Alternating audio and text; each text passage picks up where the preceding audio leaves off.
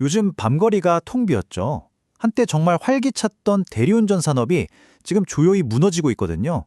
대체 왜 이런 일이 벌어지고 있는지 그 거대한 폭풍의 실체를 지금부터 하나씩 파헤쳐 보겠습니다. 이건 서울의 한 식당 사장님이 하신 말씀인데요. 정말 이 한마디가 지금의 오싹한 현실을 그대로 보여주는 것 같아요. 한때 그렇게 북적이던 밤의 풍경이 정말 소리 소문 없이 사라지고 있는 겁니다. 도대체 무엇이 거리를 이렇게 텅 비게 만들고 도시를 침묵하게 만드는 걸까요? 그 답을 찾으려면요. 지금 대리운전 업계를 동시에 강타하고 있는 세 가지 강력한 충격파를 자세히 들여다봐야 합니다. 자, 시작해볼까요? 자, 첫 번째 충격파입니다. 바로 경제 붕괴. 이건 뭐냐면요. 말 그대로 수요가 그냥 물리적으로 사라지고 있다는 거예요. 얼마나 심각한 경기 침체인지 지금부터 한번 제대로 파고 들어가 보죠. 데이터를 보면 이 위기가 얼마나 큰지 바로 알 수 있어요.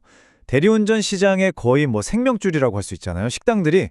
근데 이 식당 사장님들 10분 중 7분, 무려 70%가 앞으로 경기가 더 나빠질 거라고 보고 있다는 겁니다. 정말 심각하죠. 원인은 명확합니다. 물가는 너무 오르고 금리도 높고 그러니 당연히 사람들 지갑이 다치죠. 손님이 줄어드니까 식당들은 버틸 수가 없는 거예요.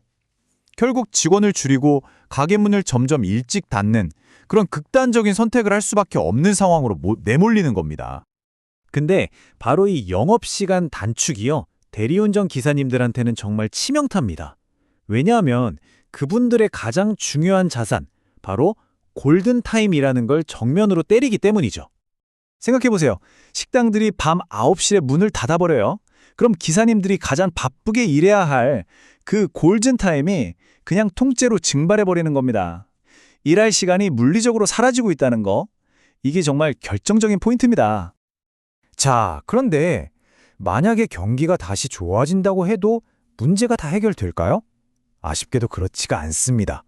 더 무서운 두 번째 충격파가 기다리고 있거든요. 바로 문화의 변화입니다. 사람들이 예전처럼 술을 마시지 않게 됐다는 거죠. 이 표를 보시면 변화가 확 느껴지실 거예요. 예전에는 막 2차, 3차 가면서 밤늦게까지 부어라 마셔라 하는 회식 문화가 당연했잖아요. 근데 이젠 완전히 바뀌었어요. 이른바 119 문화. 한 가지 술로 1차에서 9시 전에 깔끔하게 끝낸다. 이게 새로운 대세가 된 겁니다. 근데 여기서 진짜 재미있는 반전이 하나 있어요. 뭐냐면요. 직장인들의 거의 60%, 그러니까 과반수가 넘는 사람들이 이 새로운 문화에 만족한다는 겁니다. 불만이 아니라요. 왜 만족할까요? 이유는 간단해요. 더 이상 억지로 술 마실 필요 없고 회식도 일찍 끝나니까 저녁이 있는 삶이 가능해진 거죠. 심지어 회식이라는 개념 자체가 점심을 같이 먹거나 영화를 보는 걸로 바뀌고 있으니까요. 코로나 이후에 이게 완전히 새로운 표준, 뉴 노멀로 자리 잡은 겁니다. 결국 이게 뭘 의미하냐면 세대적인 덫에 빠진 거예요. 대리운전의 핵심 고객이었던 40대, 50대 분들은 이제 점점 은퇴하고 있고요. 그 자리를 채워줘야 할 젊은 세대는 어때요? 애초에 대리운전을 부를 만큼 술을 마시질 않는 거죠. 옛 고객도 새 고객도 다 사라지고 있는 겁니다.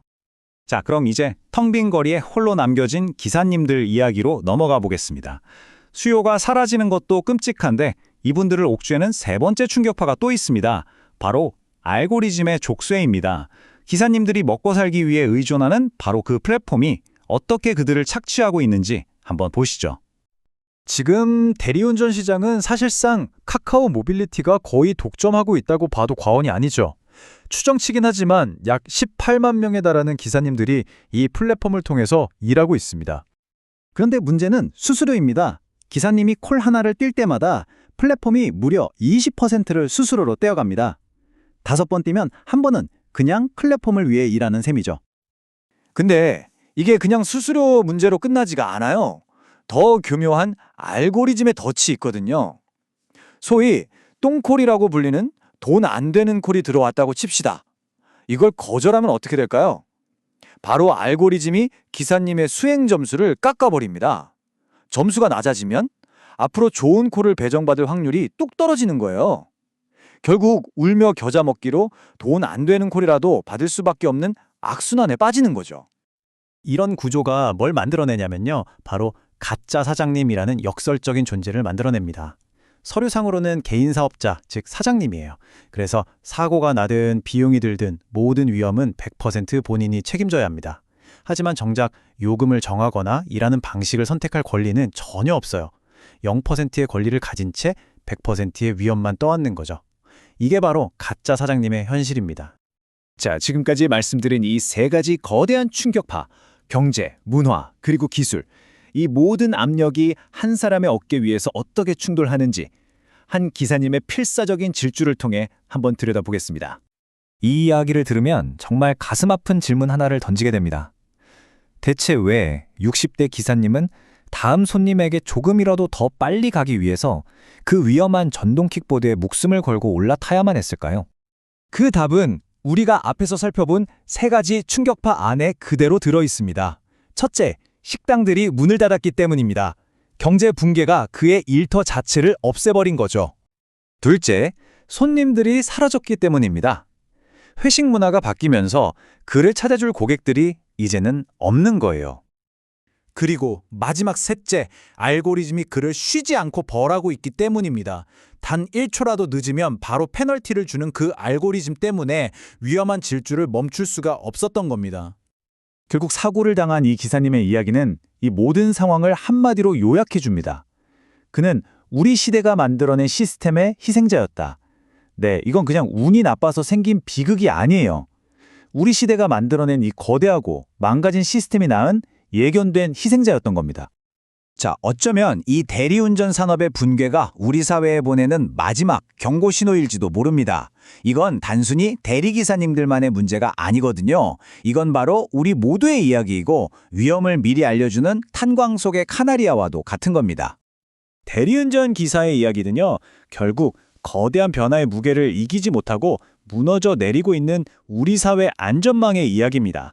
특히 이 일을 빈곤에 맞서는 정말 마지막 보루, 마지막 방어선으로 삼고 있던 중장년층을 우리 사회가 얼마나 제대로 지켜주지 못하고 있는지를 적나라하게 보여주는 거죠.